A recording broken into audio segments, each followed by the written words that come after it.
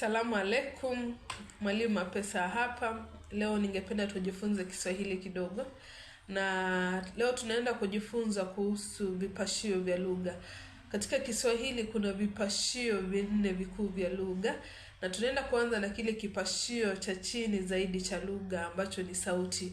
Na tunajua kuwa sauti huweza kuunda silabi, ambacho ni kipashio cha pili kutoka chini. Silabi nazo huweza kuunda maneno, ambayo ni kipashio cha tatu, nayo maneno huweza kuunda sentensi. Sentensi ni kipashio cha nne cha lugha. Kwa hivyo tunaenda kuangalia kile kipashio cha chini zaidi ambacho ni sauti. Lazima tujue sauti ni nini. Sauti ni tamko.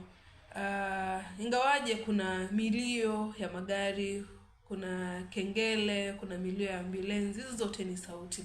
Lakini katika Kiswahili ukiulizwa sauti ni nini, jua kuwa sauti ni tamko. Na katika Kiswahili kuna aina mbili kuu za sauti, au sauti zimegawika katika makundi mawili. Kuna sauti ambazo tunasema ni sauti za konsonanti, na kuna zile sauti ambazo tunasema ni sauti za irabu. Kwa hivyo ukiulizwa aina mbili kuu ama makundi mawili makuu ya sauti, kuna sauti za konsonanti na kuna sauti ambazo